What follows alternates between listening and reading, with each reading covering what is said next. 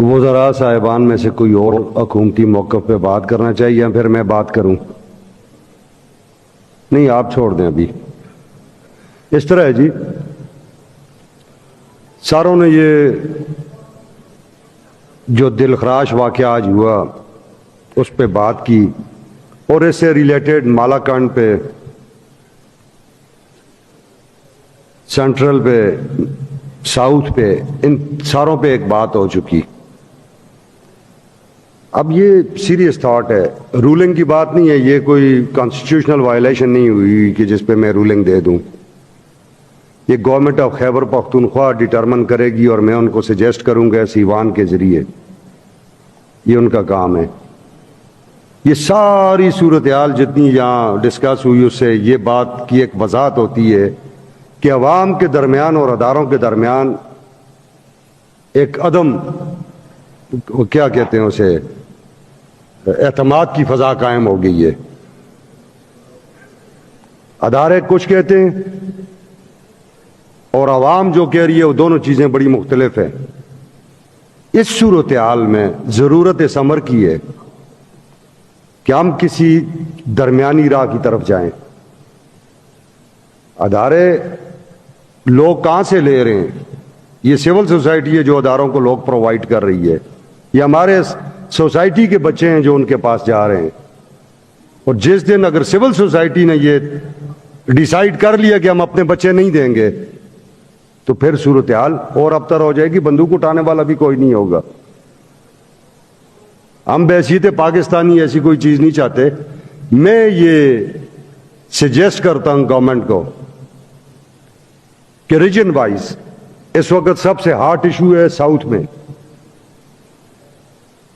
ایک کمیٹی قائم کریں جس میں تمام ایم پی ایز، تمام ایم این ایز، وہاں کے سینیٹرز، وہاں کی ایم آئی کا ہیڈ، آئی ایس آئی کا ہیڈ، وہاں جو فوجی کمانڈ کر رہا ہے وہ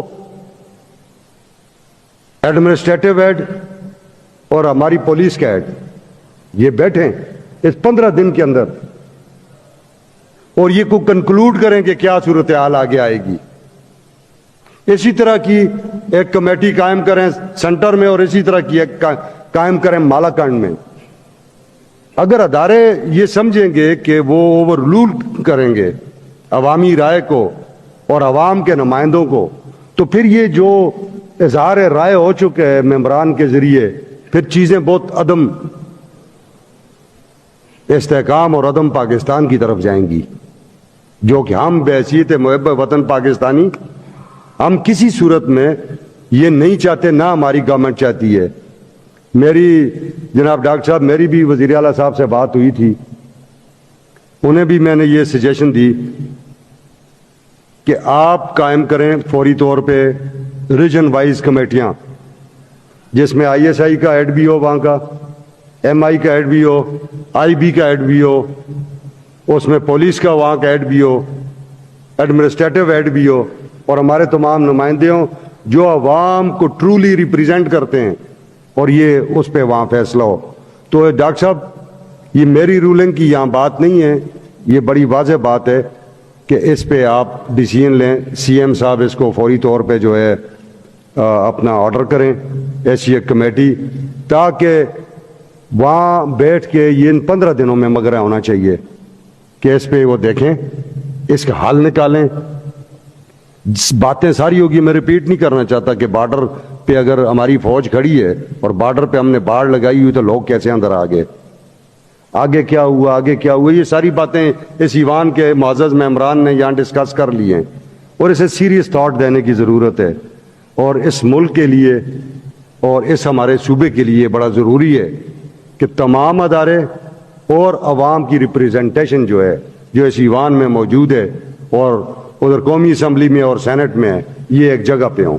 اور میرا خیال ہے کہ یہ سی ایم صاحب کو میں خود بھی بات کر لوں گا، اس ایوان کے توسط سے بھی بات ان تک پہنچ جائے گی، اور ان کو بھی میں نے گوش گزار کر دیا تھا.